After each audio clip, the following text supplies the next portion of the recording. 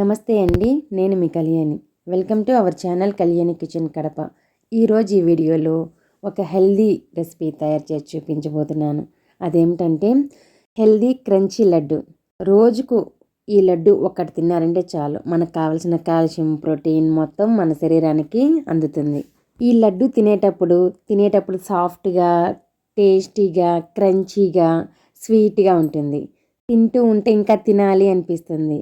అంత రుచికరంగా ఉండే ఈ క్రంచీ లడ్డూలు చాలా సింపుల్గా తయారు చేసుకోవచ్చు. తక్కువ ఇంగ్రీడియంట్స్తో సులభంగా అయ్యే పద్ధతిలో ఈ వీడియోలో మీకు చూపించేస్తాను. ఇవి స్టోరేజ్ వచ్చేసి 1 month వరకైనా ఉంటాయి. తింటూ ఉంటే చాలా రుచిగా ఉంటాయి కాబట్టి అన్ని రోజులు మనం ఎలాగో ఉంచం కాబట్టి తొందరగానే అయిపోతాయి. ఈ రుచికరమైన లడ్డు, క్రంచీ లడ్డు నేను ఎలా తయారు చేస్తానో మీకు కూడా చూపించేస్తాను, చూసేయండి. ఇక్కడ 1 కప్పు నువ్వులు తీసుకున్నాను. ఇవి వచ్చేసి నల్లవి. ఈ ప్లేస్లో తెల్లవైనా తీసుకోవచ్చు, కానీ నల్ల నువ్వులు తింటే హెల్త్కి చాలా మంచిది. మట్టి, ఇసుక లేని నువ్వులు తీసుకోవాలి. స్టవ్ వెలిగించేసి ఫ్రై పాన్ పెట్టుకొని 1 కప్పు నువ్వులు వేసుకోవాలి. వీటిని సన్న మంట మీద బాగా వేయించుకోవాలి. సన్న మంట మీద వేయించడం వల్ల నువ్వులు అనేది బాగా వేగిపోతాయి. ఇక్కడ నేను నువ్వులనైతే వేయించుకున్నాను. సన్న మంట మీద బాగా చిటపటలాడించుకొని నువ్వులైతే వేయించుకున్నాను. నువ్వులు అనేది ఎక్కువ మాడిపోకుండా చూసుకోండి. కరెక్ట్గా వేయించుకున్నారంటే మీకు లడ్డు అనేది టేస్టీగా వస్తుంది. నెక్స్ట్ ఏ కప్పుతో నువ్వులు తీసుకున్నానో సేమ్ అదే కప్పుతోనే వేరుశనగకాయ పప్పులు వేసుకోవాలి. ఇవి కూడా అంతే అండి. లో ఫ్లేమ్లో ఎంత బాగా దోరగా వేయించుకుంటే అంత బాగుంటుంది లడ్డు అనేది. ఇక్కడ నేను సన్న మంట మీద వేరుశనగకాయ పప్పులను అయితే వేయించుకున్నాను. ఇప్పుడు వీటిల్ని ఒక ప్లేట్లోకి తీసేసుకోవాలి. వేరుశనగకాయ పప్పులు చల్లారిన తర్వాత పొట్టు తీసేసి పెట్టుకోండి. నెక్స్ట్ ఫస్ట్ వేయించి చల్లార్చిన నువ్వుల్ని ఒక మిక్సీ జార్లో వేసుకోవాలి. ఇక్కడ నేను మిక్సీ జార్కి సరిపడా అయితే వేసేసాను. ఈ నువ్వుల్లోనే 2 ఇలాచీలు వేసేసి మెత్తగా గ్రైండ్ చేసుకోండి, సరిపోతుంది. ఇక్కడ ఇలాచీ వేయడం మర్చిపోయాను, తర్వాత చూపిస్తాను, కానీ ఈ టైంలో కూడా వేసుకోవచ్చు.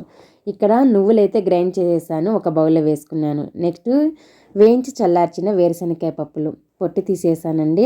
వీటిని మిక్సీ జార్లో వేసేసి కచ్చా పచ్చాగా గ్రైండ్ చేసుకోవాలి. క్రంచీ ఎందుకన్నానంటే ఈ విధంగా పలుకులుగా గ్రైండ్ చేసుకున్నామంటే ఈ లడ్డు తినేటప్పుడు మనకు అక్కడక్కడ పలుకులు తగిలినప్పుడు క్రంచీగా చాలా బాగుంటాయి వేరుశనగకాయ పప్పులు. ఈ వేరుశనగకాయ పప్పుల పౌడర్ని కూడా సేమ్ అదే బౌల్లో వేస్తున్నాను. నెక్స్ట్ ఏ కప్పుతో మనం నువ్వులు, వేరుశనగకాయ పప్పులు తీసుకున్నామో అదే కప్పుతో జీడిపప్పు పలుకులు కూడా తీసుకొని కచ్చా పచ్చాగా గ్రైండ్ చేసుకోవాలి. చూడండి, అక్కడక్కడ మనకి చిన్న చిన్న పీసెస్ తగలాలి, ఆ విధంగా గ్రైండ్ చేసుకోండి, బాగుంటుంది. నెక్స్ట్ ఇందులోకి స్వీట్కి సరిపడా పాకం తయారు చేసుకుందాం. స్టవ్ వెలిగించేసి అదే ప్యాన్ పెట్టేసుకోవాలి. ఏ కప్పుతో మనము అన్ని ఇంగ్రీడియంట్స్ తీసుకున్నామో సేమ్ అదే కప్పుతోనే ఫుల్కి 1 కప్పు బెల్లం తురుము తీసుకున్నాను. కడాయిలో అయితే వేసేసాను.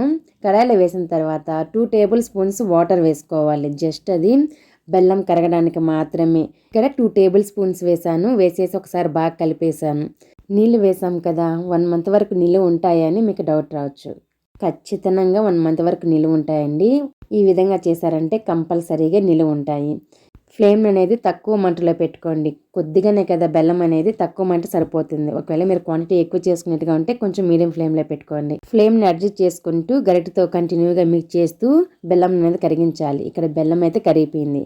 మనకి బెల్లం కరిగిన వెంటనే పాకం పడిపోయి ఉంటుంది. మనం వేసిన 2 tablespoons వాటరే కదా, అవి బెల్లం కరగడానికి మాత్రమే సరిపోయి ఉంటాయి. ఇప్పుడు వెంటనే మనం ఒక బౌల్లో చెక్ చేసుకోవాలి. బెల్లం కరిగిన వెంటనే చెక్ చేసుకోండి. ఎక్కువ టైం తీసుకున్నారంటే ముదర పాకం వచ్చేస్తుంది. ఇలా బెల్లం కరిగిన వెంటనే ఒక బౌల్లో నీళ్ళు వేసి చెక్ చేసుకోండి.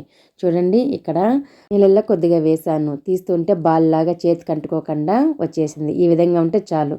మరీ గట్టిగా అయిపోయిందంటే మనము క్రంచీ లడ్డు తయారు చేసుకోవడం కష్టమవుతుంది. ఒకవేళ మీకు ముదర పాకం పెడితే ఇంకొద్దిగా నీళ్లు పోసి వేడి చేసుకోండి, సరిపోతుంది. ఇప్పుడు బెల్లం కరిగిన వెంటనే ఇలాచీ పౌడర్ వేసాను. కొద్దిగా వేసుకోండి. క్వాంటిటీకి సరిపడా ఇలాచీ పౌడర్ వేసుకున్నారంటే టేస్ట్ బాగుంటుంది, మరీ ఎక్కువ వేసుకోకుండా.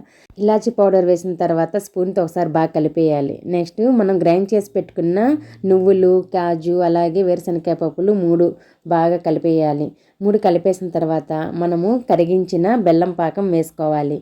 మీకు ఎంత కావాలో అంత కొద్దిగా వేసుకోండి. ఒకేసారి వేసేయద్దండి.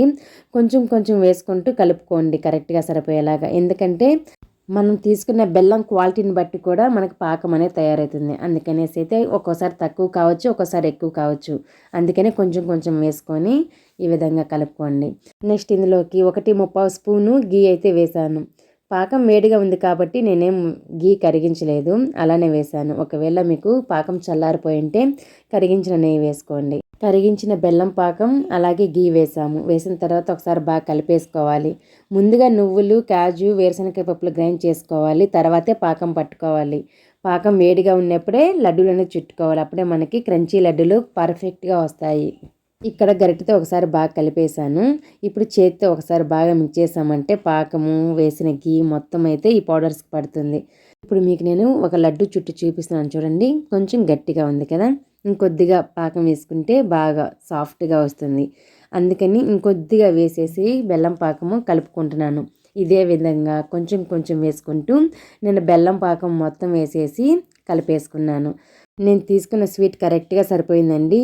వేసిన ఈ నువ్వులు, వేరుశనగకాయ పప్పులు, కాజు పౌడర్స్కి కరెక్ట్గా 1 కప్పు బెల్లం అయితే సరిపోయింది, ఏం మిగలలేదు. ఒకవేళ మీరు లడ్డూలు చుట్టుకునేలోపు పాకం అనేది గట్టిపడిపోతే స్టవ్ వెలిగించేసి తక్కువ మంటతో వేడి చేశారంటే పాకం అనేది లిక్విడ్ లాగా వస్తుంది. వచ్చిన తర్వాత కొద్ది కొద్దిగా పిండిలో వేసుకొని కలిపేసుకోండి, సరిపోతుంది. ఇక్కడైతే మొత్తం మిక్స్ చేసేసాను. ఇప్పుడు లడ్డూలు అయితే చుట్టేసుకుంటున్నాను. అలా లడ్డూని చుడుతూ ఉంటే చేతికి కూడా అంటుకోకుండా స్మూత్గా లడ్డు అనేది చాలా బాగా వస్తాయి.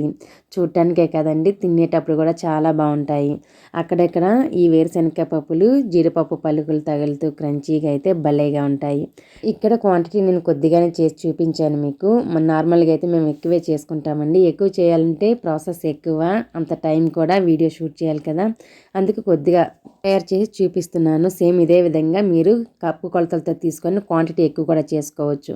ఇలా అన్నీ తయారు చేసుకొని ఒక డబ్బాలో పెట్టుకున్నామనుకోండి, మన పిల్లలకి డైలీ స్నాక్స్ బాక్స్లో పెట్టి పంపించవచ్చు. బాగా ఇష్టంగా తింటారు. మనం కూడా ఈవినింగ్ ఒక గ్లాస్ పాలతో పాటు ఒక హెల్దీ లడ్డు తినేసామంటే మనం కూడా హెల్దీగా ఉంటాము.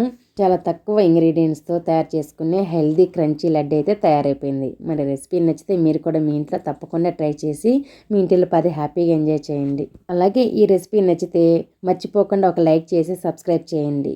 ఫుల్ వీడియో చూసిన వాళ్ళందరికీ చాలా థ్యాంక్ యూ అండి. బాయ్.